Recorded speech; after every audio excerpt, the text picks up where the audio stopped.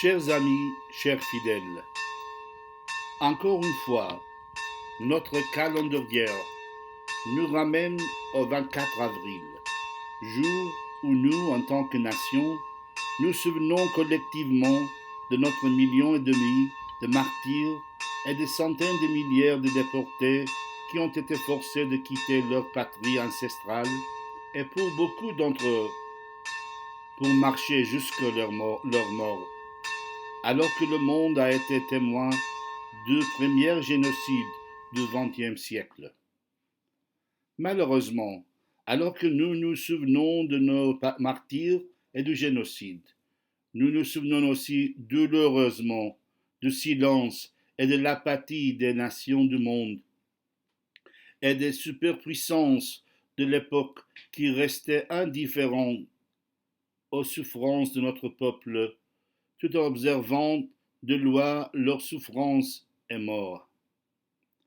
Alors que nous rentrons une fois de plus dans les pages les plus sombres de l'histoire du XXe siècle, nous renouvelons le vœu de ceux qui ont survécu au génocide, nos grands-parents et parents, qui est ne jamais oublier leurs sacrifices et continuer à exiger justice pour eux.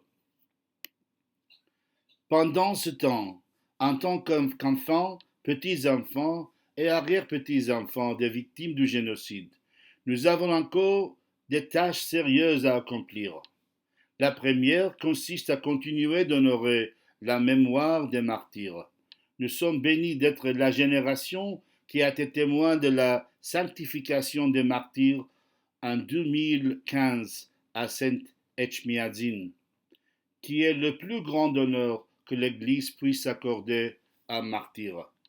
Nous devons faire tout notre possible pour que le monde entier connaisse leur sacrifice et exiger justice pour cela. Nous devons travailler et contribuer au renforcement et à la promotion des valeurs pour lesquelles ils ont sacrifié leur vie. L'Arménie, la langue arménienne, notre culture, notre religion et nos traditions.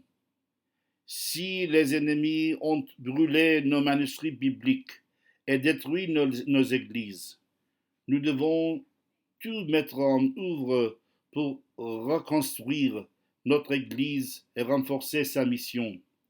Si l'ennemi coupe la langue de ceux qui parlent arménien, il est de notre devoir de nous assurer que nos enfants et petits-enfants vivent l'arménien et de faire tous les efforts possibles pour leur enseigner la langue et la culture arménienne. Enfin, nous avons l'obligation de rester unis afin de renforcer notre peuple en Arménie et dans la diaspora. Les divisions et les désaccords sur des choses mesquines et inutiles ne peuvent que nous affaiblir en tant que nation. Pendant ce temps, 12 millions d'entre nous, côte à côte, en ce qui concerne nos valeurs, notre culture, notre foi et notre bien-aimée Arménie, peuvent créer le monument le plus fort de notre victoire sur le génocide. Que la mémoire des justes soit éternellement bénie. Amen.